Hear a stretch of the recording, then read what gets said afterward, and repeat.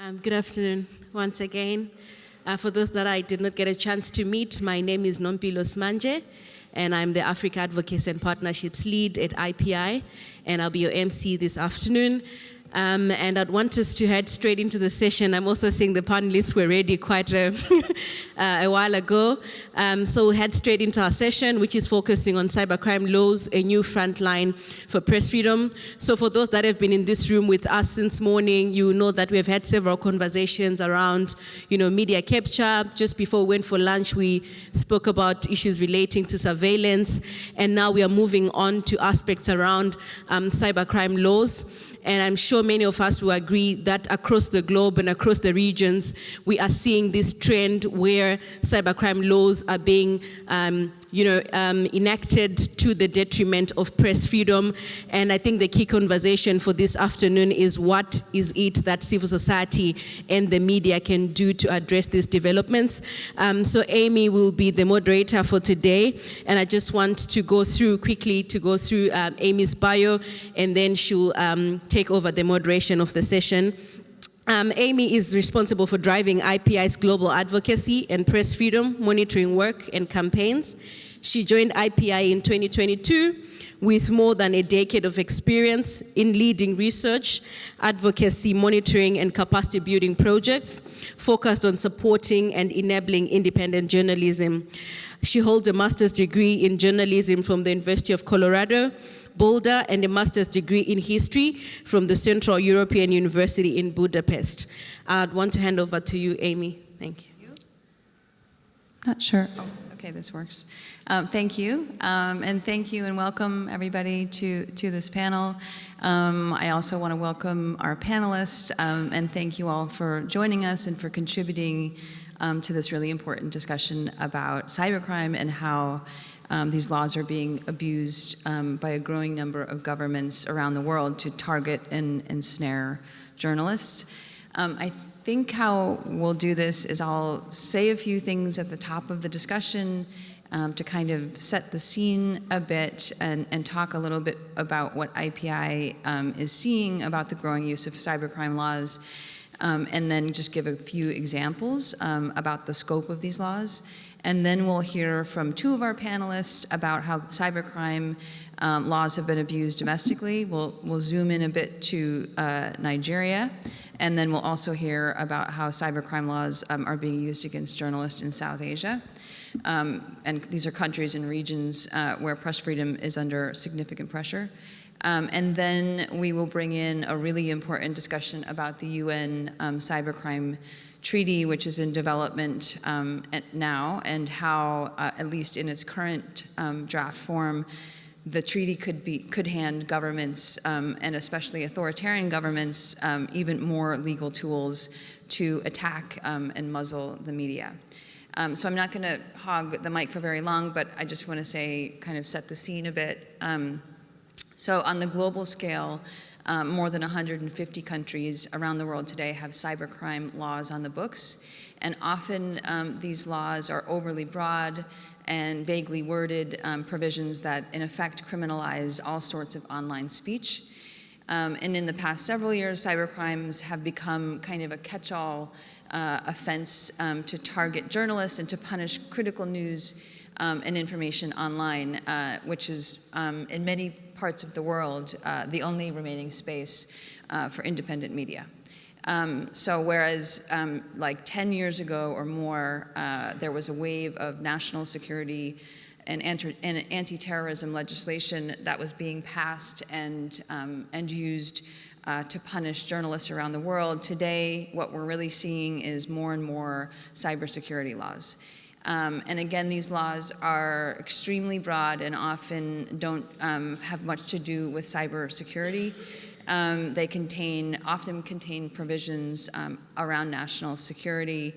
For instance, provisions banning content that undermines state interests, disrupts national unity or public order, or public health. It's not unusual for cybercrime laws to have provisions banning cyber libel, cyber terrorism, online blasphemy, and online hate speech.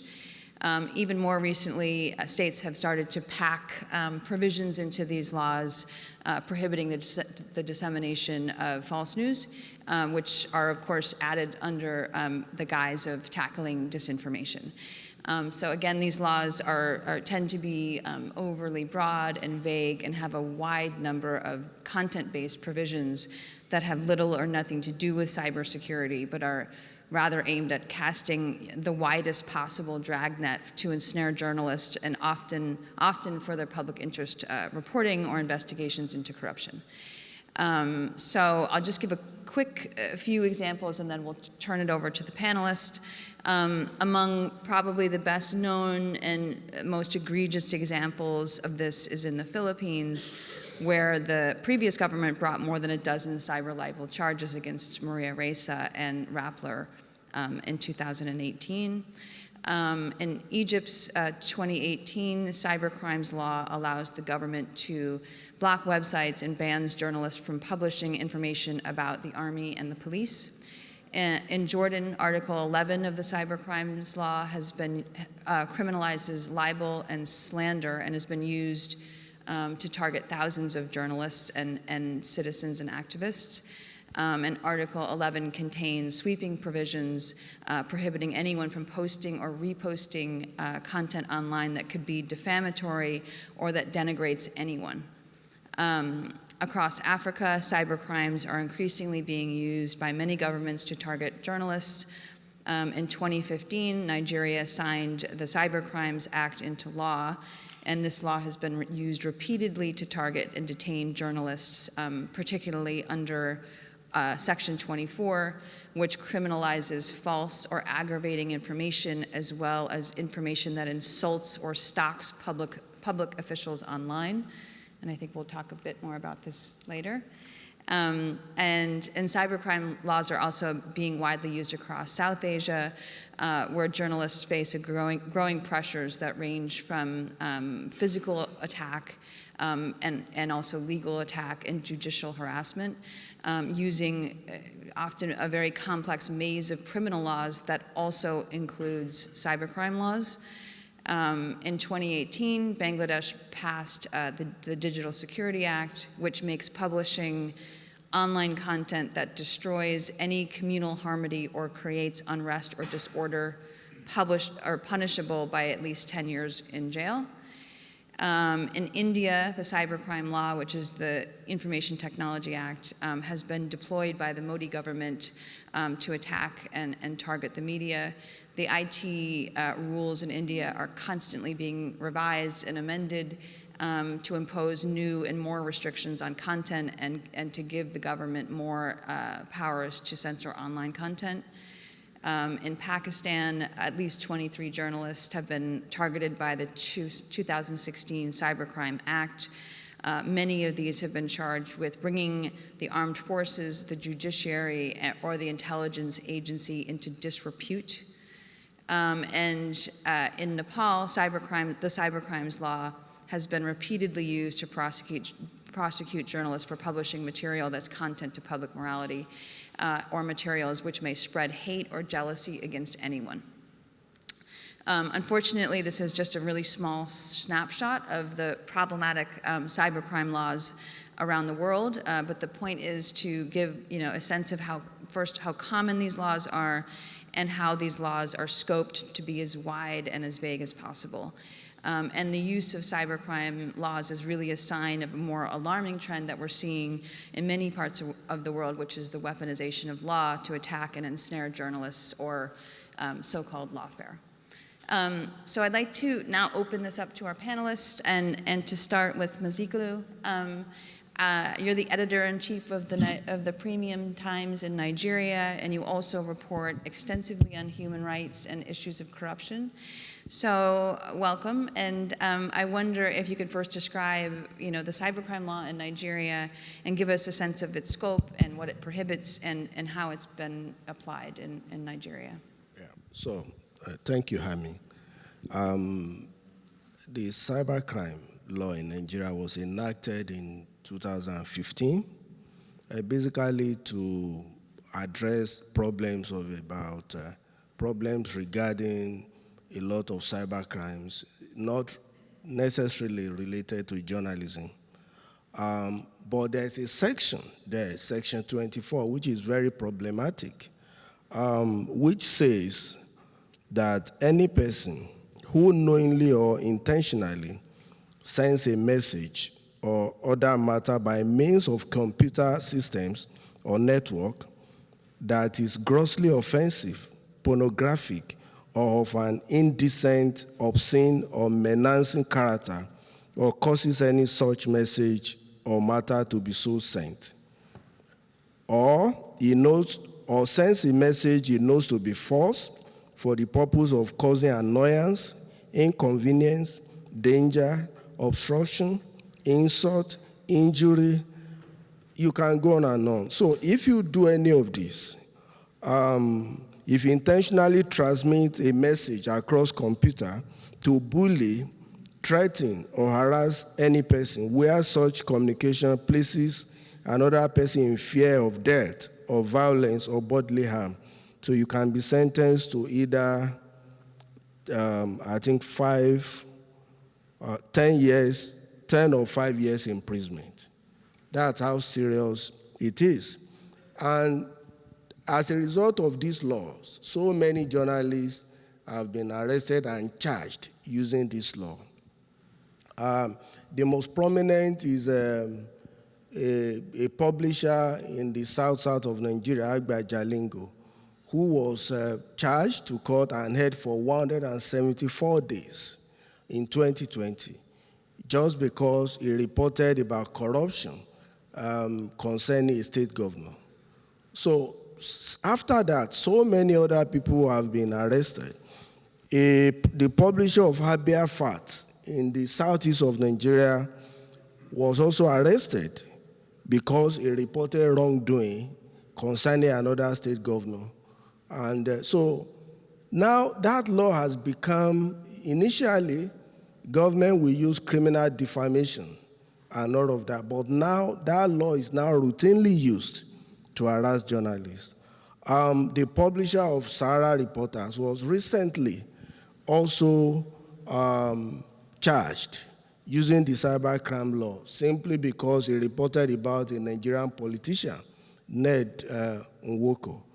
There was another journalist, Fejiro Olifa, who reported about a bank in Nigeria, and the bank simply reported to the police, and he too was arrested and bundled, put on a plane, and taken to Abuja and charged with the cybercrime law. So it's becoming increasingly dangerous for journalists to work in Nigeria because now, of course, if you defame or if you libel someone, it's a civil case. But of course, any offense related to the cybercrime law is criminal. And so anybody can be charged using the cybercrime law now in Nigeria. Thank you. I think I'd like to maybe try to circle back later and talk about the ruling, the ECOWAS ruling that has struck down Article 24 if we have time. But in the meantime, let's move to Aisha Tanzim, Director of the South and Central Asia Division at Voice of America. Thank you for joining us. Can you talk a little bit about what you're seeing regarding the use of cybercrimes across South Asia and how, in your opinion, this is affecting the overall atmosphere for press freedom across the region? Okay, thank you so much for having me. So in the region that I'm covering, which is South and Central Asia, and including Turkey, which is outside of South and Central Asia, but still part of my region, there is hardly any country which is not tightening its cybercrime laws to use them as a tool for censorship. And this is going across from, and these are already countries where the state of press freedom was bad. So now this online space, so in many countries, Afghanistan, Pakistan, increasingly India, Turkey, where the governments had literally honed the tools of controlling the legacy media, the mainstream media, so well that they could control the narrative there. And they had developed tools they had developed a carrot and stick approach. So the carrot would be, you would get government advertisements, tens of millions of dollars of it, or easy access to licenses, or various things that were financially beneficial. The stick would be a channel would, for example, in Pakistan, mysteriously disappear from the channel lineup, and you lose a lot of ad money. In Turkey, you could get massive fines, like colossal amounts of fines, or a newspaper's distribution would be blocked. Or, for example, in India, a channel was blocked by the Information Ministry for 2 days for doing critical coverage of the police response of mob attacks on Muslims. So you had the carrot and stick approach, and you had the legacy media controlled. And then came this online space, where the journalists and activists and ordinary citizens could now go and criticize you, including from outside the country. So now you needed to close the space, and countries are doing it in multiple ways. So only last month, India has introduced that it's launching a state-run fact-checking unit that will have sweeping powers. So anything that's posted online about the workings of the government or a government department, this fact-checking unit could say that the information is false or fake or misleading. And what is interesting is their defense of this. So the Indian IT minister wrote a column in which he said that since only government had access to government data, therefore it was impossible for an outside entity to fact-check government.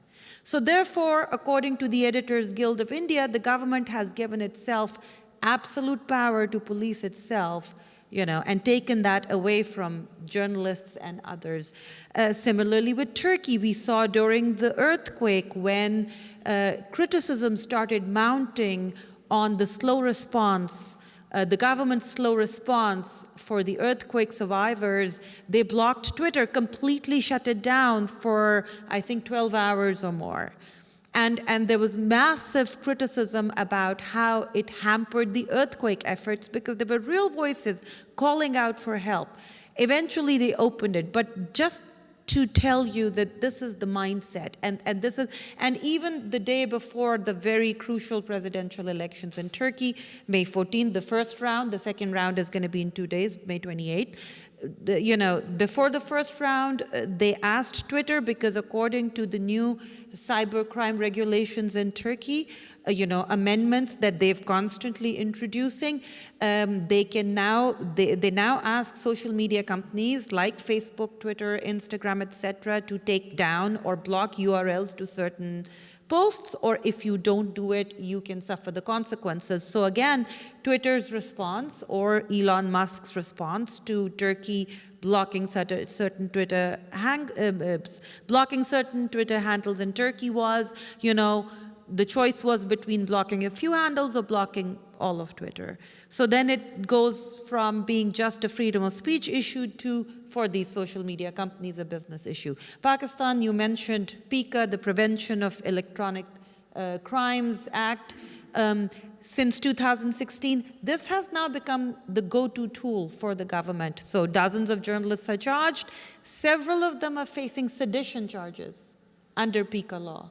So this is now how these governments across the region are taking.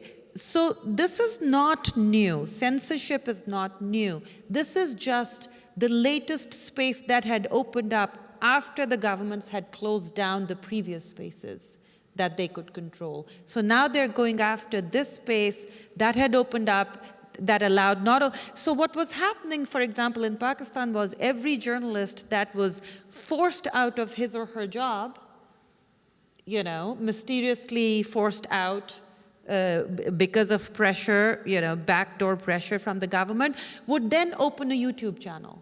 And they would go on YouTube and they would become more vocal, because then they didn't even have the restrictions that their own organization had put on them. Or a lot of times, people who were living outside the country. So for example, in Pakistan, There was the case of 5 bloggers kidnapped allegedly by the Pakistani intelligence agency ISI, for 5 weeks, allegations of torture, massive international and domestic pressure released, were forced due to intimidation and various means outside the country, and some of them went outside and started speaking on Twitter and other spaces. So these cybercrime laws, most countries are now trying to close the space that had opened up after they had already learned how to control the legacy media. Thank you. So Tanya, I'd like to kind of bring you into the conversation now. I'm sorry I cannot pronounce your last name, but but Tanya has been following quite closely the UN Cybercrime Treaty that's in development, and I wonder if you could first kind of just walk us through what the treaty is and what states are involved and what you see as the major problems. Thank you. Sure. So first of all, thank you very much for the invitation. It's a real pleasure to be here. As well, Amy said, I'm with Epicenter Works. This is an Austrian civil society organization.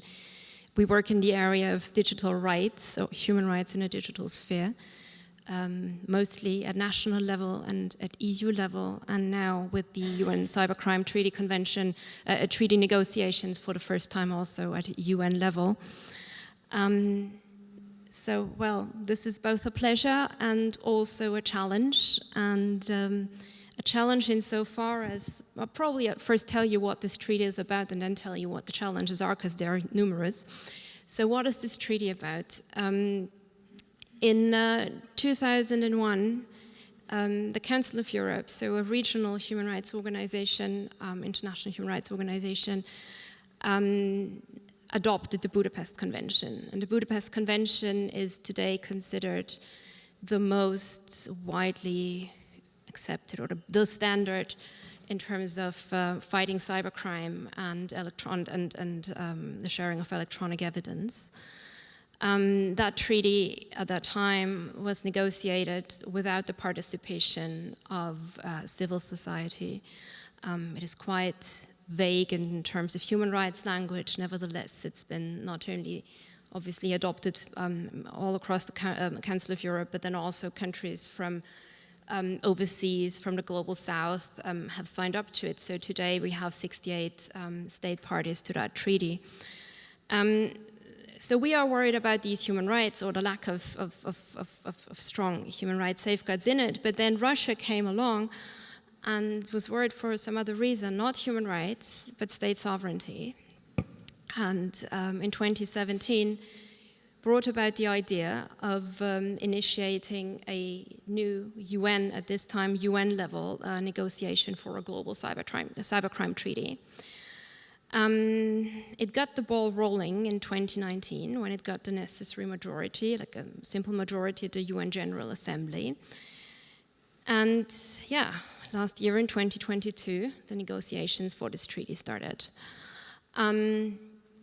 My organization, Epicenter Works, we came onto the scene rather late, I would say, so only in January this year, for the fourth round of negotiations. And what we found was a document, a negotiation document that kind of read like a Christmas wish list.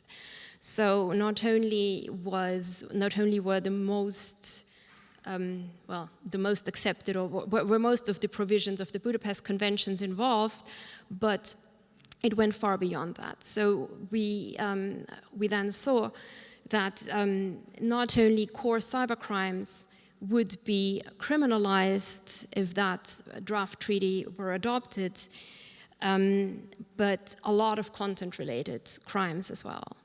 And very often, we would find vague and overbroad language. So, for example, there is a crime involved that is called the incitement to subversive or armed conflicts, or extremism-related offenses, or terrorism-related offenses. And what is really worrying about that is that there is nothing like an internationally recognized definition of subversion, for example, or terrorism or extremism. So that kind of would open up the floodgates for prosecution of each and every one, for example, as you're here, the free media, for example. But not only that, human rights defenders or security researchers, people who very often, or in most cases I'd say, work with good faith and might just be critical of their governments, for example. So the scope is one issue.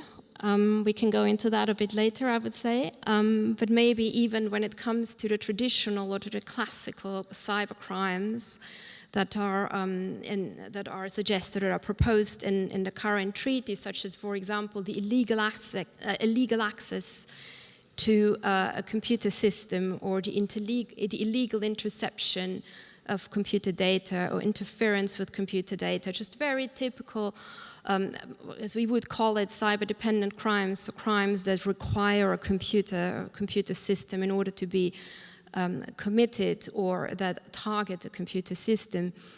We see that the way these provisions are formulated would still be uncertain, or would still be, I would say, dangerous, also for people like you, for journalists, in the way that they only require intent. So when an investigative journalist, I don't know, tries to, I don't know, investigate security issues in the computer system, for example, then obviously there is an intent, but it's not a criminal intent, it's not a malicious intent, it's not an intent to cause harm.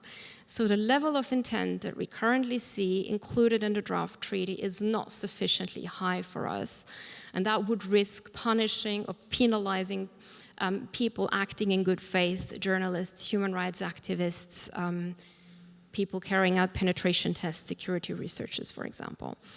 Not only is the criminalization a problem, but then also obviously the treaty provides for very intrusive prosecutorial powers.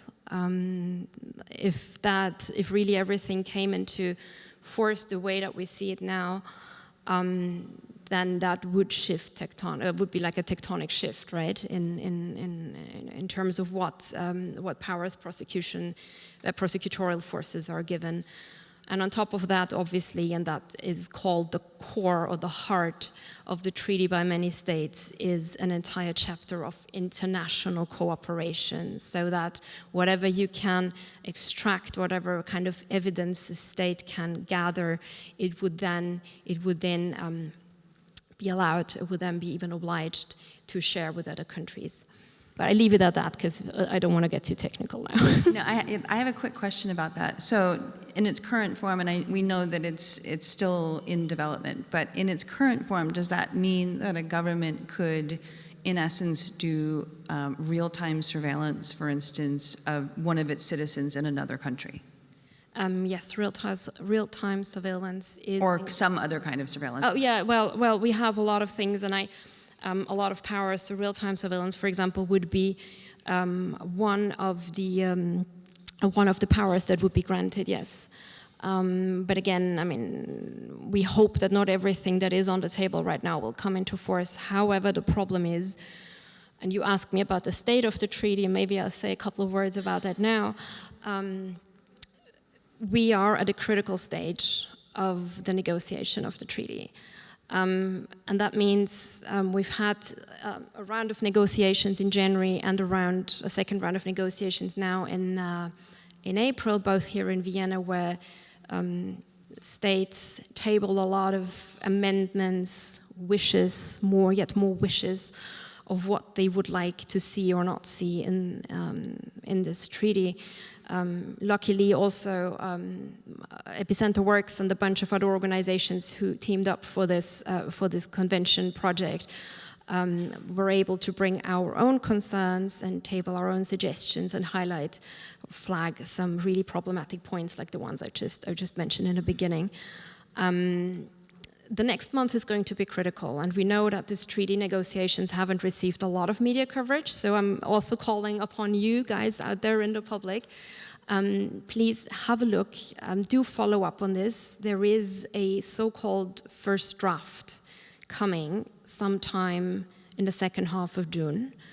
And that is put together by the chair, the team of the chair of that ad hoc committee that steers the negotiations. And they're trying to put together a draft text that they consider would be close, if not yet ready for adoption. So those clauses, those provisions that they see would garner majority. There is going to be another round of negotiations in New York in August, where this, final draft then will be discussed in more detail. But in June, it's going to be really important to see. And there is a website also of the ad hoc committee on cybercrime, where all the documents are available. So the second half of June, sometime most likely before the 20th of June, is probably the hot period where all this information or this concrete text that is going to be quite close to what we might see as the final wording will be tabled. Thank you. So I can open it up pretty soon to questions, but I also want to circle back and ask both of you given what you've heard about this, about this upcoming treaty, what do you think? How would this affect the environment in South Asia, and how would this affect the press freedom if there were to be, this global treaty that contains many of the same problematic provisions about cybercrime? So in its current form, it would be extremely worrying for journalists in South Asia and all over the world. And there are a lot of unknowns about this. My biggest concern for this would be that what I find, not just in South Asia, but in most regions of the world, wherever there are oppressive regimes or wherever there are violations of human rights, the local human rights activists or freedom of speech activists usually refer to international law, international norms, and try to hold the local governments accountable to that. So, for example, they would always refer to our government's action is against the Geneva Convention, or our government's action is against, the international free speech norms, etc. But if there is an international treaty like that, which kind of like curbs rights or freedom of speech, be it online speech, that will have a direct impact on the ability of local activists to ask for more protections. And I see ripple effects going all the way down to all countries in the world. So I would be very worried about that. My other concern about that would be, and that's also a question for you, Tanya, because I don't know, and you're following it very closely, is a lot of times what we see, because of this online space being beyond boundaries, that when government silences its critics within a geographical location, their supporters or other critics, and sometimes the same critics, as we saw in the case of many people who were forced to leave the country or flee the country, they went outside and continued their criticism of the regime, be it Afghanistan and the Taliban, be it Pakistan and the military and intelligence agencies, be it India, be it Turkey. People go outside the country and criticize. Could this treaty have an impact on the ability of critics of a government to sit outside the country and criticize? Well, a comment on both parts of your statement. Well, the first, yes, it is worrying because the treaty, at least on the outset, aims to set a global standard to fight cybercrime. Yet it could very easily undermine our privacy and lower international human rights standards. So there is a real danger there. And I understand that it's very technical to follow and maybe not, maybe difficult for people who don't have a legal background to follow these negotiations closely, but these are real-life cases. I mean, this has real-life impacts, and it's very, very important that these negotiations are followed closely because of what's at stake. As for the second part and the potential impact it could have on critical journalists, human rights activists outside the country, so the diaspora. That again depends a lot on what the final draft will look like. Right now, in the draft treaty, the article on jurisdiction is very controversial, it's very broad, and it could cover it. Having said that, there's been a lot of diverging views also from states. That is why this article has been taken out from the plenary session and is negotiated in a small group just dedicated to it and to try to find consensus on it. Unfortunately, civil society is not allowed in these negotiations, so these are behind closed doors. We tried to get information, but we weren't able, for example, to provide our views on this particular article.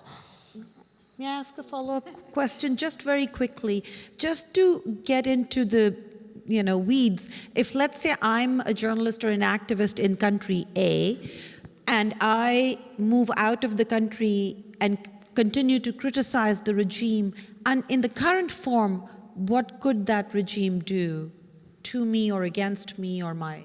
I mean, the question again is what the final draft will look like. So we have to be very careful with that. Only then will we know what and who will be covered, because this again is an issue. This has been one of the points that have been raised that would be overly broad. We hope that the jurisdiction article will be very narrow. Because if it were overly broad, as I said, we wouldn't only have a very broad application of the convention, we would also have very vague and overbroad criminalization articles, plus we would have intrusive mechanisms for law enforcement authorities. And those include, for example, an expedited preservation of stored computer data, a search and seizure of your stored computer data, a real-time collection of traffic data. So there's a lot that can be followed up and that can be extracted from your communication. And then obviously, as I said in the beginning, a requirement we will have to see how strong the safeguards are. If there is the possibility for states to refuse to be able to refuse cooperation, international cooperation because of human rights concerns. That is an argument that we're bringing, that is a necessity that we see that is currently still lacking. We have to see. So there is a lot to be followed up on and obviously also, not only by us, but hopefully also by the media. Muzikila, would you like to? Yeah. I observed that looking at the draft, the draft treaty and studying it, I observed that there is a provision that makes it a crime to even humiliate a person or group or to insult a religion using a computer. And this is really dangerous. And it means that there are people who also said it's going to expand police powers across the world, meaning that they can request access to your computer and do whatever. So this is really very dangerous. And it's something that, but I hope that there are groups from Africa who are participating or who are watching closely the negotiation, because in Nigeria, for instance, the section 24 of the cybercrime law that I referred to earlier has been struck down by the ECOWAS court. And so the ECOWAS court basically says that section is in conflict with the Constitution of Nigeria and that it should be removed. But of course, the government hasn't obeyed, because governments in West Africa, are usually very reluctant to obey the ECOWAS court. So I think this is something to table, because already the ECOWAS court ruling has shown that cybercrime law has a way of limiting free speech and freedom of the press. And it's something that we all should. I was talking with her earlier, and I think this is a very important matter that all of us as journalists must pay attention to. Otherwise, like she said, I foresee a situation where it will become so easy to extradite a dissident or a journalist from one country to another to face criminal charges over his or her work. Yes, thank you. We can open it up for questions if people have any, otherwise I have more questions. Well, this is Bulbul Manzoor Hassan, former director of the IPI and vice chair. Thank you, Amy. You have just jotted down different countries' name, and that includes my country, Bangladesh, with the TSA. Yes, it's true that cyberspace is a new frontier for the criminals, especially if I just quote Bangladesh, 73% of the women in Bangladesh is the victim of the cyberbullying. And they're always group from 18 to 30 to 45. So we need a law to fight the cybercrimes. But unfortunately, in the name of fighting the cybercrime, some countries enacted these laws which use against, as you mentioned, against the journalist. In Bangladesh, the TSA, and 27% misused against journalists. So 84 journalists has been arrested or victimized for the last 2 years, 3 years. We are fighting on that. But do we have any model, international model of law, so that when any government wants to engage us as the media freedom activists, that what is your point? In our country, there is different. When I just listen to our Nigerian friend, almost same law. There is lack of definition, the excessive punishment, no bailable section is there. Punishment is too high. Fine is too high. So may I suggest that like organization like the IPI or the media freedom organizations can sit together, analyze the law in different countries, and discuss with the UN system and to set up the certain standards so that I can say that, well, if this law you enacted in Bangladesh or Pakistan, this is the international standard, then we can discuss. So it's my humble suggestion that from your listed countries' experience, can we move forward on that? Thank you very much.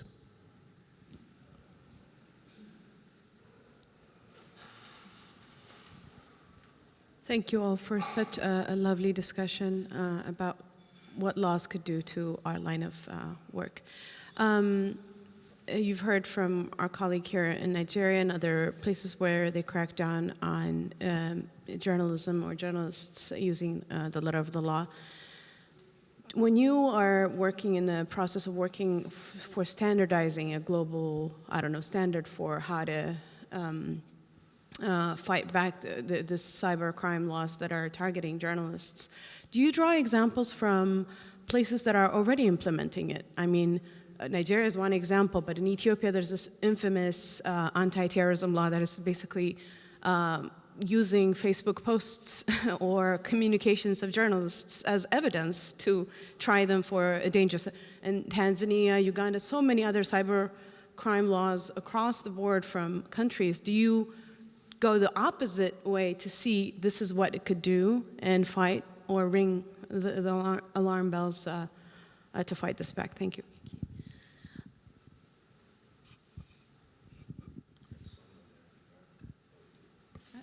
Shall I answer first, or okay?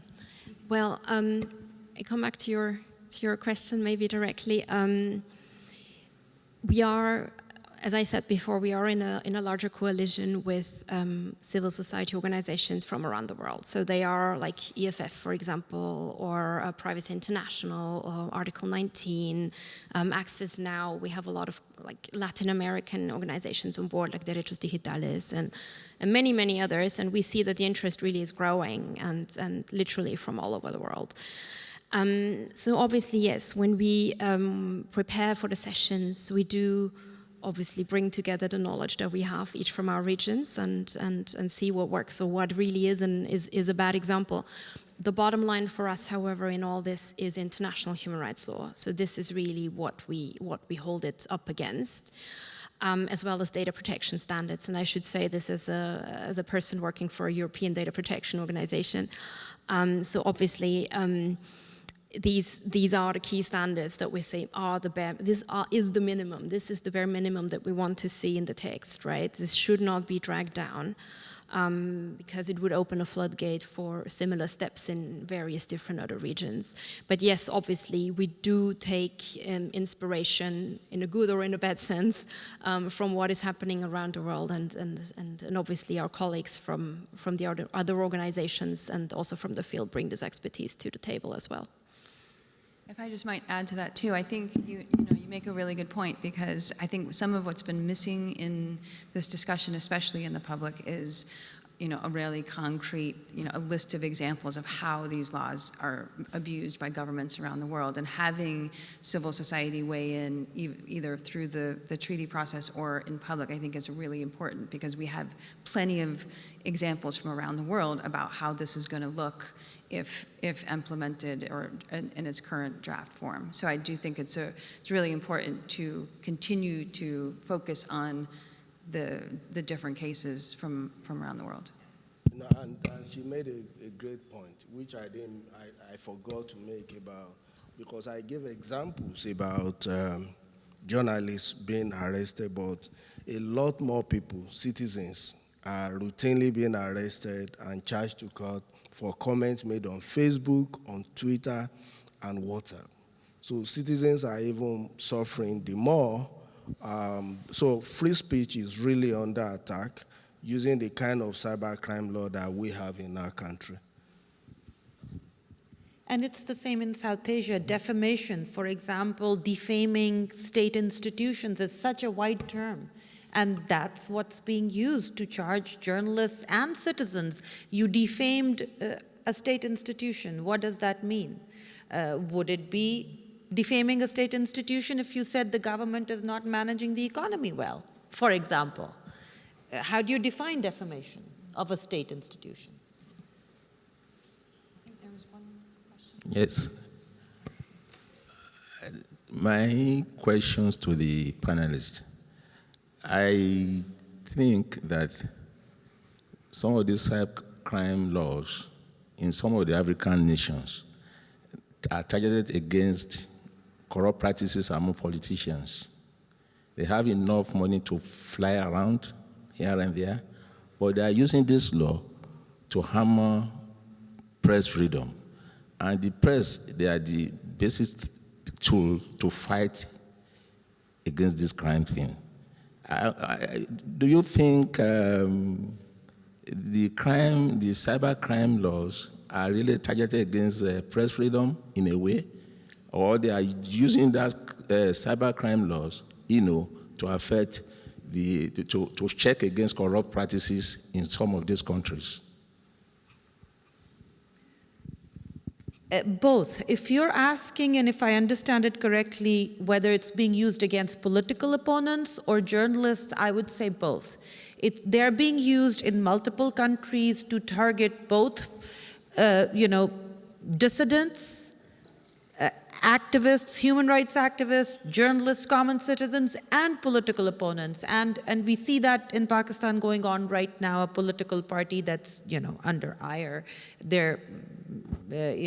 Workers and activists are getting arrested right, left, and center. And this wasn't the first one. In the previous regime, it was the other party and all that. So the net is so wide. The wording is so vague, unfortunately, that you can use it against whoever you want.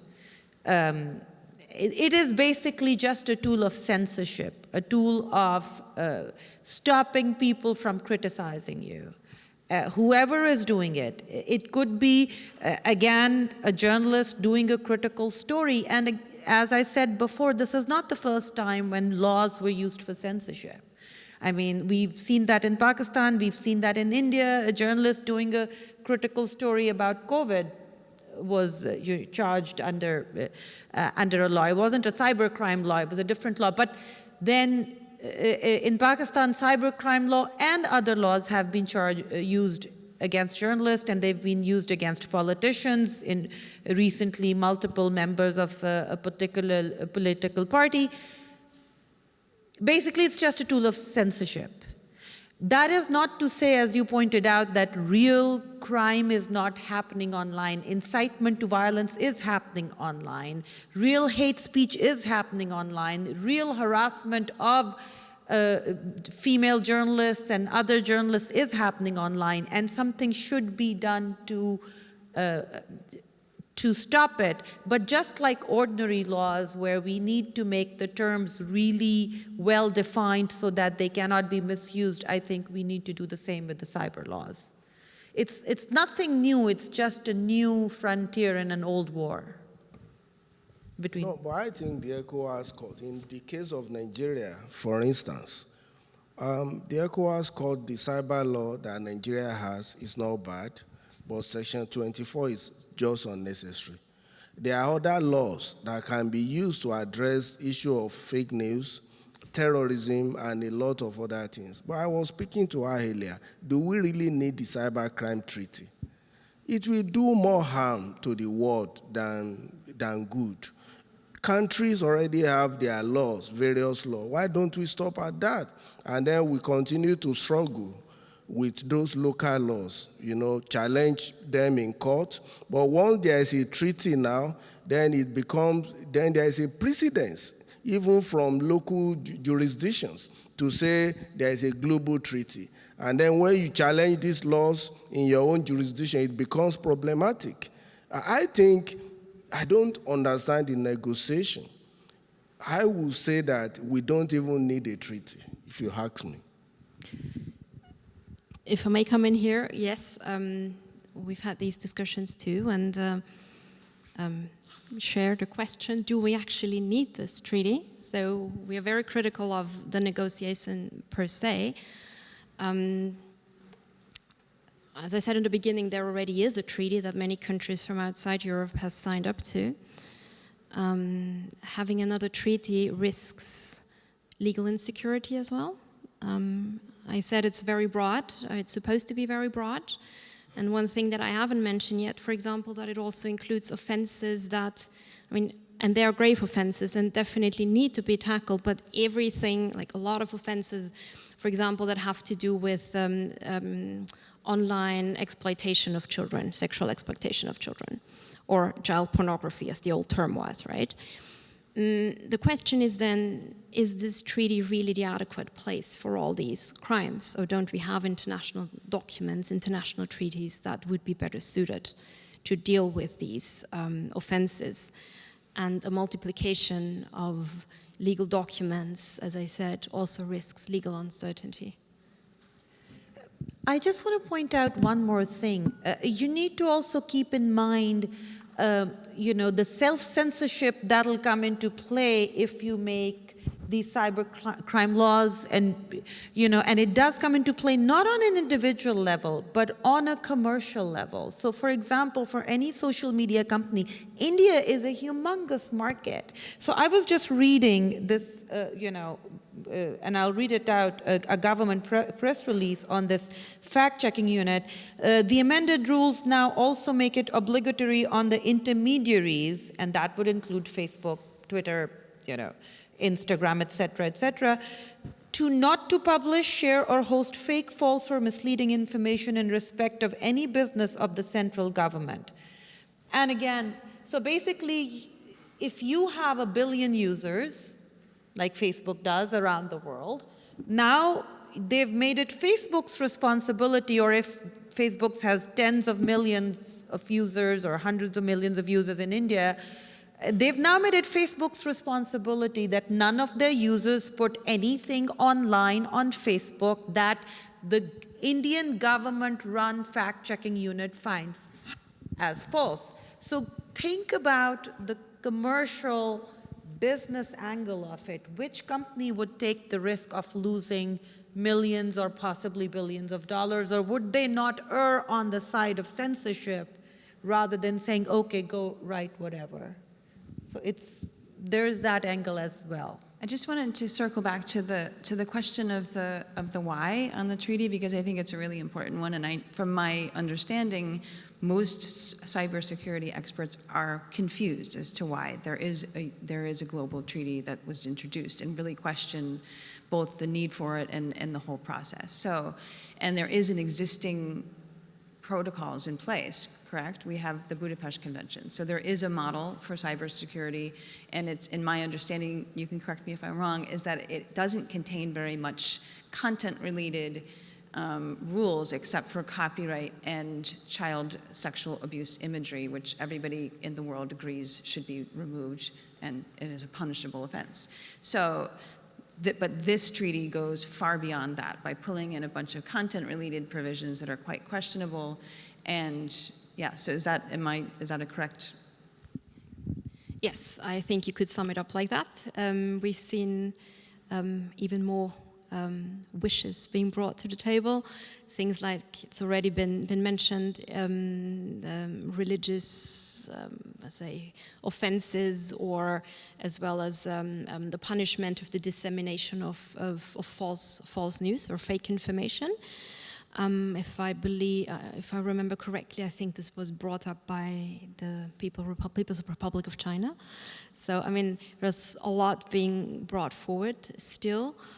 The question of why we have this treaty, I mean, I said that this was a political wish by one country, and then managed to garner a certain, support. And now, we are in the middle of all these negotiations. I mean, there's always the question, obviously, if this treaty could still fail, if negotiations could just fail, and if no consensus could be reached. Mind you, obviously, for the adoption of a treaty, the declared wish is that it were adopted by consensus. If that weren't possible, then by a two-third majority. That's a lot. We see now, if you have a look at the website and you would see the draft treaty, there's a lot of red lines going down. So you have a lot of wishes or kind of amendments by the states. And you see two camps, if you will. So the ones that say, for example, with human rights, we want them all out or keep them to a bare minimum of what's necessary. And then the other side that says, we want real strong human rights language all across the text, like really, really strong ones. And we say, for example, the European Union has been one key proponent of that and really put a red flag to it and said, like, well, if that's not included, we're not going to sign up to it. So, yeah, we're going to see at the end of the day, it's global politics again, and we will see what happens in the meantime. So what's happening behind the scenes as well in terms of negotiations. I just want to add that the Electronic Frontier Foundation, EFF, has documented saying that there will be 30 additional criminal offenses if this is, and then adding over 30 criminal offenses to what should ordinarily be a cybercrime law, and then expand police powers across the world, including, the possibility of bringing people from one country to another for prosecution. So we're getting close to the end, but I guess one on a slightly positive note, this cyber treaty has not been passed. There's not even a zero draft yet, and there's a strong possibility that at least some of the more egregious provisions will be removed because of a bunch of states that are objecting to the provisions. So and we'll know by what, December? The voting is in December or the following year? In January, but the really interesting part is happening now in June, when we see a text that is going to be, at least is supposed to be quite close to the final text already. Okay, all right. Well, thank you very much for this discussion. Thank you.